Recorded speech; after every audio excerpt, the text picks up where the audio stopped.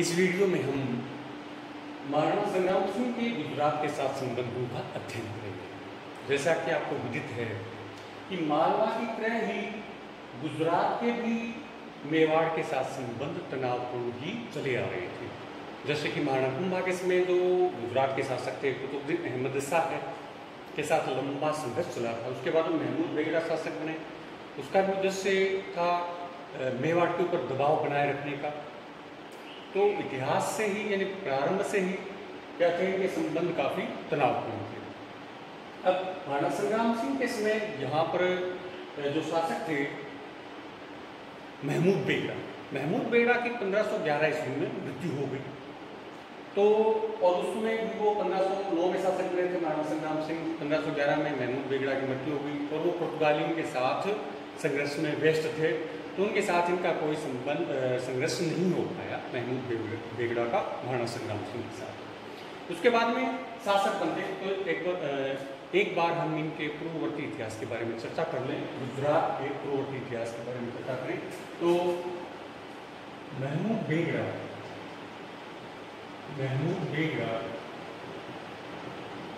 1511 ईस्वी में इनका अंत हो गया था और इनके साथ तो प्रत्यक्ष संघर्ष नहीं हुआ इसका महाराणा संग्राम सिंह का। उसकी मृत्यु के बाद में शासक बनते हैं अगले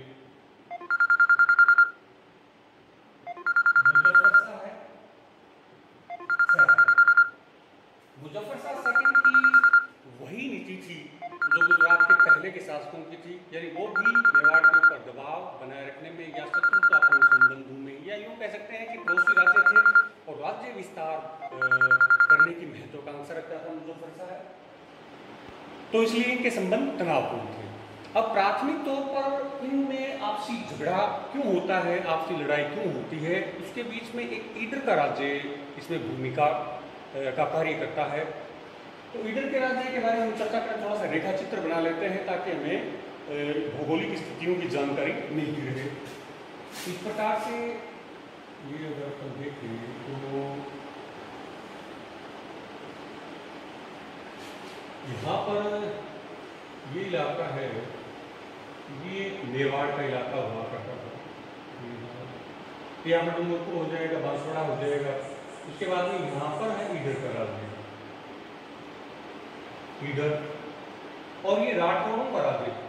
राठौर राजपूतों का राज्य था गुजरात में। ये कहाँ पर है? गुजरात में। और इस समय क्या होता है ईडर में यहाँ के जो शासक थे उनका नाम था भान। भान की मृत्यु के बाद में उनके पुत्र सूरजमल शासक बने। कौन शासक बने? सूरजमल। परंतु सूरजमल का भी क्या हुआ, 18 महीने बाद में देहांत हो गया। 18 महीने में ही देहांत हो गया, 18 महीने ही शासन चला सूरजमल का। तब सूरजमल का भाई था जिसका नाम था भीम, वह शासक बन गया। यानी सूरजमल के 18 महीने में मृत्यु के बाद में भीम शासक क्यों बना? कि सूरजमल का जो लड़का था रायमल वह अल्पवयस्क था, यानी वह शासक बनने में अभी समर्थ नहीं था, अल्पवयस्क, कम आयु थी उनकी। अतः भीम शासक बन गया। अब कुछ दिन के बाद में क्या होता है कि भीम का भी देहांत हो जाता है और भीम के बाद में भीम का लड़का जिसका नाम था भारमल, ये शासक बन जाता है। अब देखिए क्या घटित होता है, यानी ईडर के प्रश्न को लेकर गुजरात के साथ संबंध बिगड़ते हैं महाराणा संग्राम सिंह के। कैसे? हमने देखा कि भान की मृत्यु के बाद में सूरजमल शासक बना, लेकिन 18 महीने में देहांत हो गया। सूरजमल का भाई भीम शासक बना और भीम के देहांत के बाद में भीम का लड़का भारमल। तब तक रायमल व्यस्त हो चुका था और उसने भारमल से अपना राज्य लौटाने की मांग की, लेकिन भारमल ने कोई ध्यान नहीं दिया। तब रायमल कहाँ जाता है मदद के लिए? तब रायमल जाता है मेवाड़ महाराणा संग्राम सिंह के पास सहायता के लिए, मेवाड़ी सेना की मदद के लिए। तब संग्राम सिंह ने देखा कि अपने दक्षिण पश्चिमी क्षेत्र में एक मजबूत मित्र राज्य स्थापित करने का या मित्र को राज्य में स्थापित करने का अच्छा अवसर आया और सेना सहित वह रायमल की मदद के लिए आया और भारमल को भगा दिया ईडर से और रायमल को राजा बना दिया कहाँ का? ईडर का। तो ईडर के बारे में पढ़ रहे हैं अपन। ईडर का राजा बना दिया किसको? रायमल। तब ये भारमल है, ये भाग करके जाता है कहाँ पर, गुजरात जाता है। गुजरात के शासक थे मुजफ्फर शाह सेकंड, और उनसे सहायता की प्रार्थना करता है। तब मुजफ्फर शाह ने क्या किया, अपने अहमदनगर के सेना नायक, अहमदनगर का जो अमीर था उसका नाम था निजाम उल मुल्क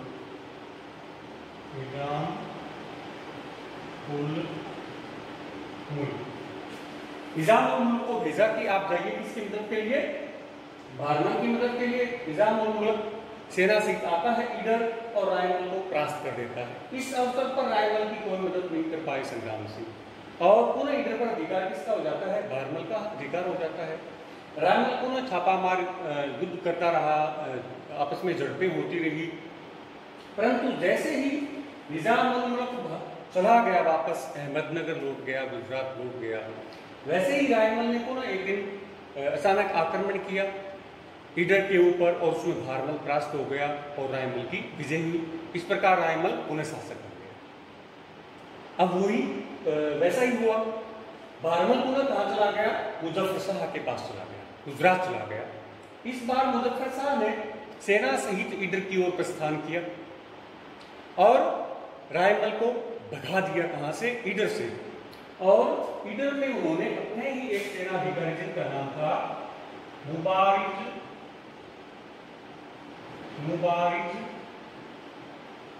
उल मुल्क को नियुक्त कर दिया, यानी मुबारिज उल मुल्क को कहाँ का शासक बना दिया, ईडर का प्रशासक बना दिया। किसने, मुजफ्फर शाह ने। और मुजफ्फर शाह ने ईडर से लौटने से पहले यहाँ पर नगर के द्वार के ऊपर एक जानवर को बांध दिया और उसका नाम सांगा कर दिया गया। ऐसा इतिहासकार बताते हैं, ऐसे जनश्रुतियां हैं। इसके बाद में यहाँ के जो मुबारिज उल मुल्क प्रशासक ने, उन्हें भी बताया जाता है कि महाराणा संग्राम सिंह के लिए कुछ अपशब्द कहे थे, परंतु जो मुख्य कारण था संग्राम सिंह का ईडर के ऊपर आक्रमण करने का, वो ये था कि वह अपने समर्थक रायमल की मदद करना अपना नैतिक दायित्व समझता था। तब मुबारिज उल मुल्क से ईडर का राज्य रायमल को दिलाने के लिए महाराणा संग्राम सिंह मेवाड़ से सैन्य प्रस्थान करते हैं। तो वो यहाँ से होते थे, यानी चित्तौड़ का इलाका यहाँ से होकर सिरोही वाले इलाके में आते हैं। यहाँ के राजा से वार्षिक खराज जो बकाया था उसको वसूलते हैं। उसके बाद में वो यहाँ होकर भी गुजरात के राजा तिरावल थे, उनको साथ लेकर के आगे बढ़े, यानी गुजरात की सेना भी उनके साथ हो गई।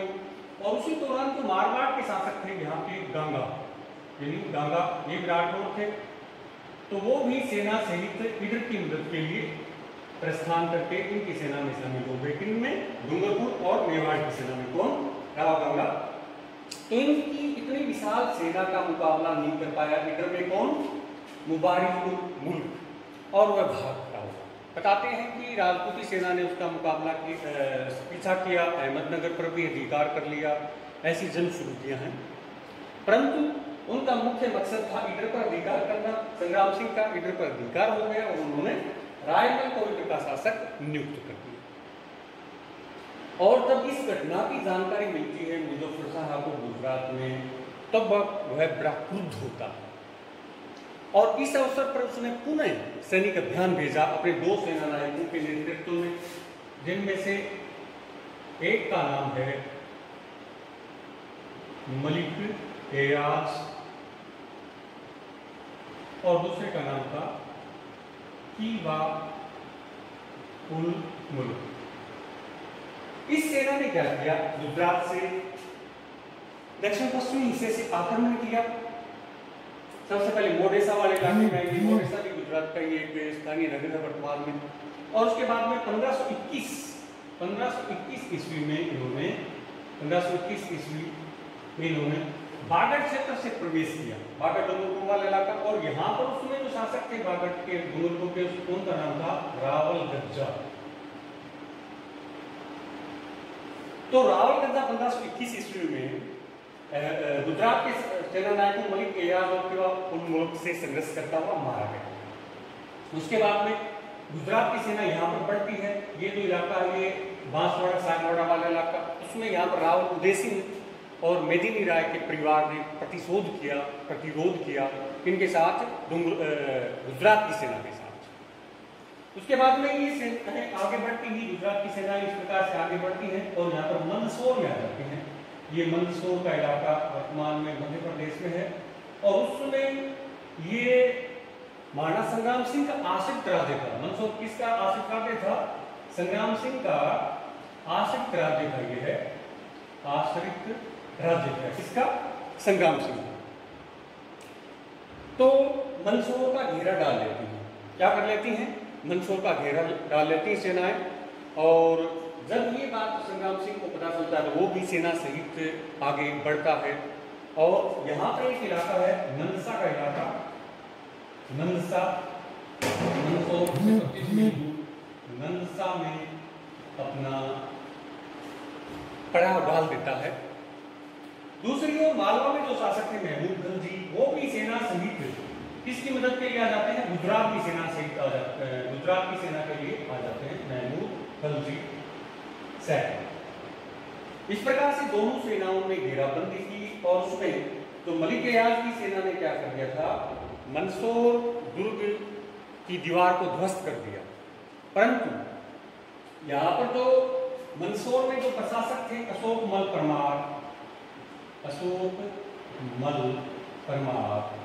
उसके सैनिकों ने बड़े बहादुरी के साथ मुकाबला किया किनका?